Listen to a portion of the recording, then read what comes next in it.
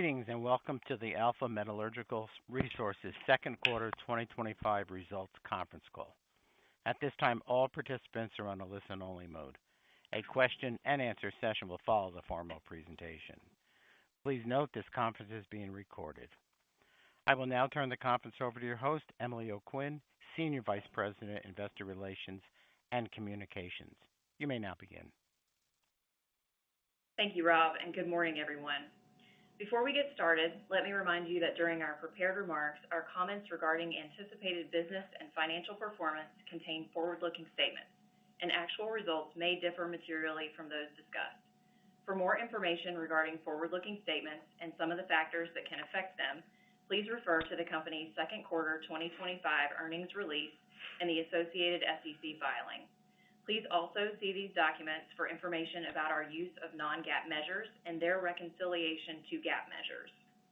Participating on the call today are Alpha's Chief Executive Officer, Andy Eidson, and our President and Chief Operating Officer, Jason Whitehead. Also participating on the call are Todd Munsey, our Chief Financial Officer, and Dan Horn, our Chief Commercial Officer. With that, I will turn the call over to Andy. Thanks, Emily, and good morning, everyone. Today, we announced our second quarter financial results, which include adjusted EBITDA of $46.1 million and 3.9 million tons shipped in the quarter. In spite of the difficult market backdrop, the team executed at a world-class level, particularly from an operating cost perspective. We achieved significant quarter-over-quarter improvement in cost of coal sales, bringing our costs down by more than $10 per ton as compared to the first quarter. This represents the best cost performance for the company since 2021. As a result, we have lowered cost guidance for the year along with additional adjustments to our 2025 expectations for SG&A, net cash interest income, and idle operations expense that Todd will cover in more detail. As we've demonstrated in prior years, we remain committed to fine-tuning guidance as we gain a better understanding of how the year is shaping up. The adjustments we're communicating today reflect our latest thinking about the back half of 2025 and our projected performance in the coming months. Metallurgical coal markets continue to be challenged with lingering concerns about weak steel demand and lackluster global economic growth expectations. Despite seemingly positive public statements in recent weeks from China committing to address their industrial overcapacity, and despite announcements about trade deals between the United States and some countries, broader uncertainty remains around the global economy and what impact higher tariffs may have. Met coal indexes have stayed depressed in recent weeks, and in the case of U.S. East Coast High-Vol A and High-Vol B, both pricing mechanisms reached multi-year lows that were last seen in spring of 2021. With that said, we also see continuing supply disruptions across almost all producer regions for various reasons. Combined with the potential impact of Chinese involution measures, the market could be heading toward a better supply-demand balance. This is a dynamic situation that we will continue to monitor closely. Especially in a cyclical business like ours with significant volatility, it's impossible to mark the top or bottom of a cycle when it's happening. The catalysts that cause our market to shift in meaningful ways often reveal themselves in hindsight rather than real time. One way we have responded to this uncertainty is to strengthen our balance sheet and our liquidity position, and that simultaneously has positioned us for future opportunities when steel demand and market conditions improve. I'm pleased to report that we ended the second quarter with $557 million in total liquidity, nearly 15% higher than at the end of the first quarter, with the majority of that growth coming from an increase in our ABL facility. This morning, we announced the board's decision to restart the buyback program on an opportunistic basis. While the program has been inactive for roughly the last 5 quarters, our commitment to shareholder return has not changed. We remain dedicated to cautiously observing the market shifts, and the timing of the amount of share repurchases will depend on a number of factors, including but not limited to market conditions, stock price, and applicable legal requirements and covenants. With that, I will turn the call over to Todd for additional information on our second quarter financial results. Thanks, Andy. Adjusted EBITDA for the second quarter was $46.1 million, up from $5.7 million in the first quarter. We sold 3.9 million tons in Q2, up from 3.8 million tons sold in Q1. Met segment realizations increased quarter over quarter with an average realization of $119.43 in the second quarter, up from $118.61 in Q1. Export met tons priced against Atlantic indices and other pricing mechanisms in the second quarter realized $113.82 per ton, while export coal priced on Australian indices realized $109.75. These results are compared to realizations of $119.39 per ton and $107.44 respectively in the first quarter. The realization for our metallurgical sales in Q2 was a total weighted average of $122.84 per ton, up from $122.08 per ton in Q1. Realizations in the incidental thermal portion of the met segment decreased to $78.01 per ton in Q2 as compared to $79.39 per ton in the first quarter. Cost of coal sales for our met segment decreased to $100.06 per ton in the second quarter, down from $110.34 per ton in Q1. Increased productivity, lower labor costs, and reduced repair and maintenance expenditures were the primary drivers of the decrease in costs.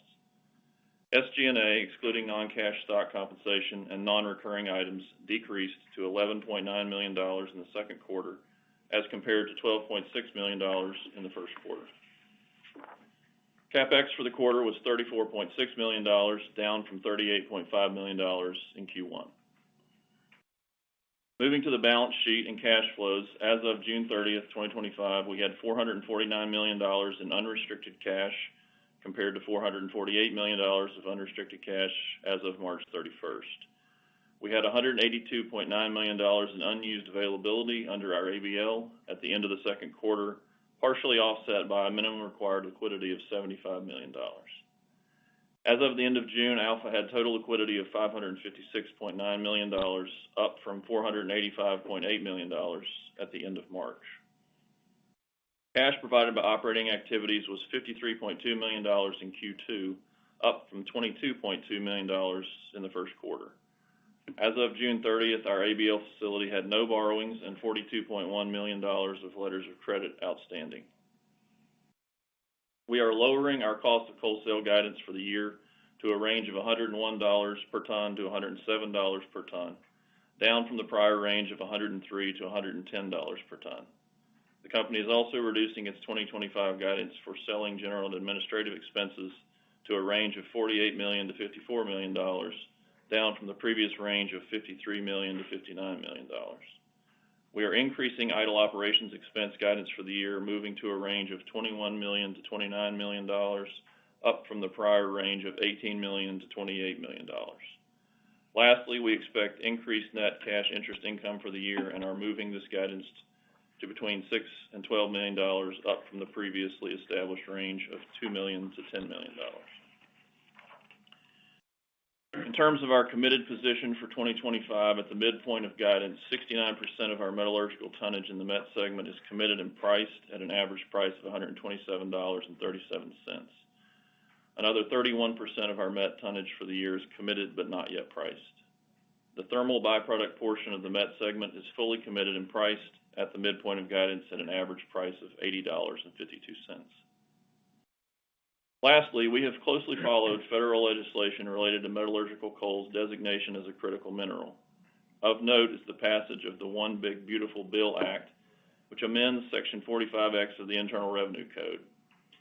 Section 45X is commonly referred to as the Advanced Manufacturing Production Credit and allows certain manufacturers to claim a tax credit for a percentage of their production costs. With President Trump's signing of the One Big Beautiful Bill Act, metallurgical coal has been added to the list of applicable critical minerals, and met coal produced between 2026 and 2029 will be eligible for the refundable tax credit. We are still analyzing the financial impact of this credit on Alpha. Based on preliminary analysis, we estimate that the cash benefit of the tax credit may be in the range of $30 million to $50 million annually, dependent upon the amount of qualifying production costs incurred in a given year. I will now turn the call over to Jason to provide an update on operations. Thanks, Todd, and good morning, everyone. As I mentioned in our last earnings call, after the challenging winter months in January and February, we saw evidence of our cost reduction efforts beginning in March and continuing into April, and I'm pleased to report that we were able to build on that positive momentum within the second quarter. I want to commend the operations teams for once again showing why they are the very best at what they do. Cost reduction efforts carried out in Q2 were twofold. A 10% increase over Q1 in tons per man hour contributed to lower labor and other fixed costs, and the teams achieved these efficiency gains while reducing supply and maintenance expenses. So hats off to everyone for their continued relentless efforts in reducing spend and laser focus on safe production. At $100.06 per ton, the second quarter cost of coal sales represents our best quarterly performance since 2021. Given the challenging met coal pricing environment, we're also incurring lower sales-related costs. There's been a lot of good work throughout the organization to analyze our spending at the mine level and look for ways to safely reduce or eliminate unnecessary costs. This work continues and remains important, especially as some of our suppliers are passing along increased costs because of tariff impacts on their respective businesses. While we are proud of achieving our best cost performance in years, there's still more work to be done, and I look forward to our continued progress in these areas. Looking ahead, our Kingston team continues to develop work on the Kingston Wildcat, our new low-vol mine. The slope development is now approaching 1,625 feet, approximately 93% of the way from the surface to the coal horizon. The mine is approaching the final stages before development production begins, with significant progress occurring on the supporting infrastructure around the mine. We are still on track with our previously communicated schedule, with expectations of first coal production and the ability to ship coal late this year. As we approach the slope bottom, our sales teams have had opportunities to take potential customers on site tours. We are seeing a lot of excitement building around this premium product as it comes close to hitting the market.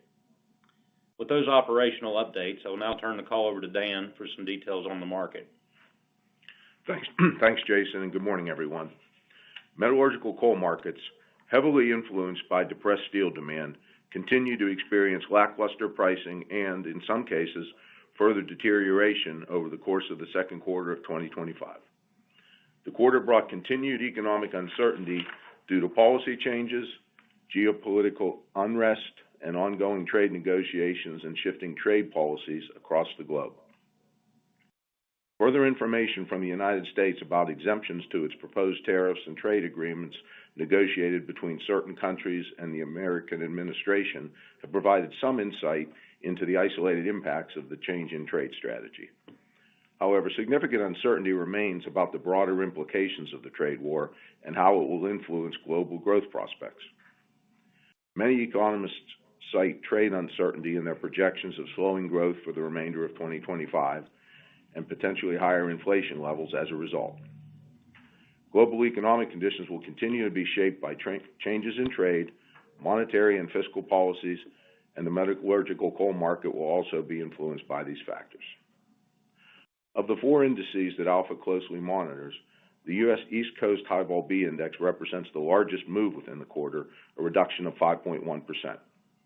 The Australian Premium Low-Vol Index increased from $169 per metric ton on April 1, 2025 to $173.50 per metric ton on June 30th. The U.S. East Coast Low-Vol Index rose from $174 per metric ton in April to $175 per metric ton in June. The U.S. East Coast High-Vol A Index fell from $168 per metric ton at the beginning of the quarter to $161 per metric ton at quarter close, and the U.S. East Coast High-Vol B Index decreased from $157 per metric ton to $149 per metric ton at quarter end. Since the quarter close, the Australian Premium Low-Vol Index has seen modest improvement, while the three U.S. East Coast indices have remained roughly flat or fluctuated slightly lower. As of August 7th, the Australian Premium Low-Vol Index increased from quarter close levels to $183.20 per metric ton. The U.S. East Coast Low-Vol, High-Vol A, and High-Vol B indices measured $175, $157, and $147.50 per ton, respectively, as of the same date. In the seaborne thermal market, the API 2 index was $106 per metric ton as of April 1 and increased to $107.75 per metric ton on June 30th.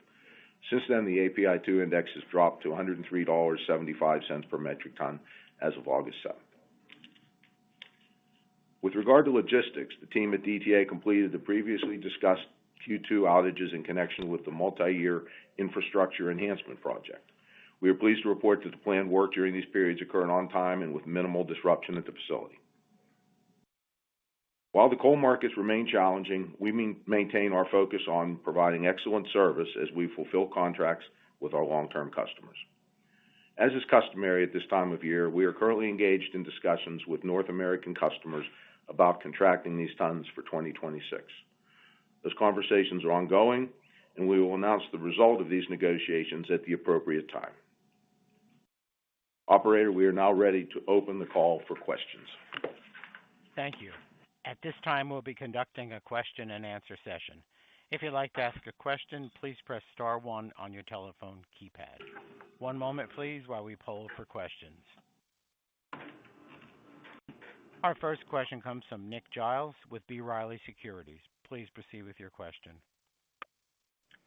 Thank you, operator. Good morning, everyone. Guys, your cost improvements quarter on quarter were astounding, so I want to commend you on that. Can you walk us through where the savings came from? I mean, how much was attributable to lower labor costs, how much to repair and maintenance, and how much on other operating efficiencies? And my second question is really, can you speak to the sustainability of these costs? Thank you very much. Hey, Nick. Thanks for the comments. I appreciate that. As far as the piece parts of the cost breakdown, I'll probably look to Jason or Todd to comment on that. I think the bigger move, and if you look at it relative to Q1, which was, on the trend we've been, it was atypically high just because of, some weather issues and other things we discussed in the Q1 earnings call. Some of this has been mean reversion, particularly on the surface mines, but just across the board, the higher productivity, getting more tons out, increasing the denominator, that was a force multiplier on the initiatives that we've been taking on internally, particularly the operations team, to take down the absolute dollars of expense we've been seeing in supplies and maintenance. So it's kind of a twofold attack. Comments on the sustainability. I don't want to get too early into Q3, but we're doing pretty well. I do think that the changes we've made are kind of fundamental to what we do, and we're certainly hopeful that we can maintain this run rate. But again, I'll turn it over to Jason and Todd for more detailed comments. Yeah, and thanks, Andy. This is good morning, Nick. This is Jason. I don't really have a lot to add. Andy said it. I would say roughly it's the savings was 50-50, on productivity and then actual spend. But the productivity being up, around 10% quarter over quarter really helps a lot. And as Andy mentioned, the first quarter was rough with a lot of weather-related delays and absenteeism and things like that. Guys, that's really helpful. Maybe just a follow-up. As we start to think about 2026, Andy, you used the word fundamental. How much further improvement could we see? I know some of that will come from the 45X tax credit, but is it fair to assume that we could see 2026 costs dip below the $100 mark? Well, Nick, you've put me in a spot here because I typically don't like to talk about 26 before we have a budget in front of us, so I really don't want to comment there. I mean, I'm always hopeful, and Jason always, he really drives the ops team to find every nickel and dime they can. So, look, we missed sub 100 by 7 cents. So, is it possible? Certainly it's possible, and we're going to do everything that we possibly can to continue pulling down. I think we've already found all the lowest hanging fruit. It gets more difficult, and obviously the curve gets steeper as you dig deeper in. But Jason always refers to the land of opportunity. Every time you think you've found everything there is, you stumble upon something else. So we're hopeful we can continue to make improvements. We'll just have to wait and see to the degree that we can achieve those gains. Andy, I appreciate that, and don't want to get too ahead of myself there either. So do appreciate that. But my next question is really turning to how you're approaching domestic contracting. I mean, even if you priced in line with others on a 2025 basis, I think that could imply a downward move of over 10%. So how are you holding the line here, especially as steelmakers might be looking for pricing to be more market-based in nature? Well, Nick, this is Dan. We're going into this like we do probably every year at this time. We go in with our view of the market and remind the buyers, and I'll remind you that we're selling a 12-month term piece of business. We're not selling a spot ton today. There's a world of difference between the two. And so our view is that we need to to sustain our business in 2026. We need pricing that works for us over 12 months. Of course, there's an eye on what today price is. You can't ignore that, but we're going in, without giving you numbers, saying that we need pricing that sustains us next year, regardless of what the seaborne market does. Dan, I appreciate that. Maybe one more for you. I mean, in 2Q, there was almost a swap sequentially in volume terms of tons that were priced using other pricing mechanisms versus ones that were priced using Australian indices. Any color you can add on that? Really nice to see that realizations were able to tick up quarter on quarter. I know that can't be said for everyone. I would just say that in any given quarter, it's not unusual for us to have heavier shipments to Asia, for example, or maybe next quarter more to Europe. It can happen. It's up to the buyer's schedule. We certainly don't plan that. It's up to the buyers bringing in their vessels. So in the course of a whole year, the tons are the tons, but in any quarter to quarter, you can see some variability. We don't control that. Fair enough. Guys, well, again, really nice job. Keep up the good work. Thank you. Our next question comes from Nathan Martin with the Benchmark Company. Please proceed with your question. Yeah, thanks, operator. Good morning, everyone. Just to echo Nick's comments, congrats on a strong cost quarter. Sticking with that just for a second, guys, the updated cash cost guidance for the full year, what net price are you assuming, in the back half of the year? Yeah, I think we're just kind of holding flat with where we are. I mean, we've already got, the domestic piece, the fixed price portion has been there all year long. I think we're just kind of holding us where we are. If you look across, from January to now, there's not been a whole lot of variation. So it's a pretty tight band, and that's usually how we do it. Okay, Andy, got it. And I guess maybe taking a step back, macro type question. Alpha sells a large portion of its exports to India and Brazil, so it'd be great to get your thoughts around some of the recent escalation in trade tensions and tariffs there, and how you think that could impact your business if you had any conversations with customers. Yeah, this is Dan. At this point, we haven't had any pushback or negative feedback along those lines. In fact, we continue to get solicitations from the two countries you mentioned, business as usual. So to date, we've had no negative feedback at all. Okay, Dan, appreciate that. Everyone's focused, I think, on the persistently weak export markets for the most part, but Alpha's one of, if not, I guess, the largest seller of met coal to domestic markets, where again pricing is more favorable this year, at least to export. I was hoping you could share with us first how many domestic tons you guys now have contracted for 2025, and then have you been able to pick up any business given the hardships some of your peers have had in this market? As we've had idlings, bankruptcies, et cetera. In this year, I think the number is somewhere around 3.5 million tons plus or minus that we'll ship. We really haven't picked up. There's not been much spot activity domestically this year. Some years there is. I would say not so much. And the customers will largely dictate how much we get. Obviously, price negotiations are highly important, but so they have loyalties to certain brands, to certain coals for technical reasons. You don't see as much substitution and in and out that you do on the seaborne market. It's a little more steady state, most from year to year, if that's helpful. Yeah, no, that makes perfect sense, Dan. I appreciate that. And then maybe while I have you, just, coming back to DTA, appreciate your prepared remarks. Can you just remind us, are you guys still expecting to spend, I think, roughly around $25 million a year or so on that project? And then, again, when are you hoping that gets completed? Yeah, this is Andy, Nate. That's about the same cadence. I don't think that's changed any. I think repairs and enhancements should be finished by 2028? Correct. Zip code.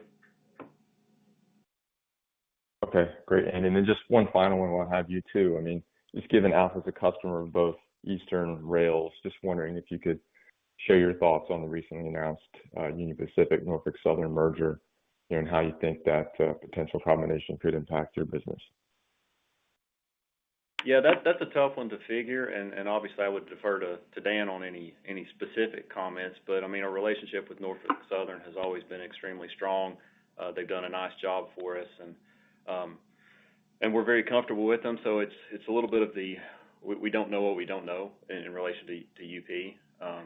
So we'll just have to wait and see on that as well. But we've had really good service with Norfolk Southern, and so it's hard to imagine it can get materially better. Yeah, I'll just add Alpha's footprint.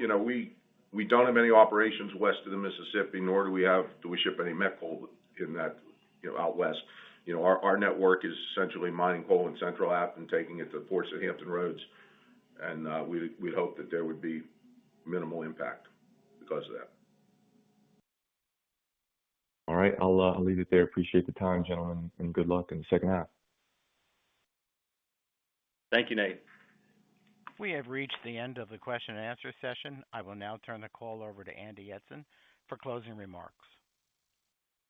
Thanks again for everyone who dialed in to be with us this morning. We appreciate your interest and your support of Alpha, and we hope you all have a great weekend.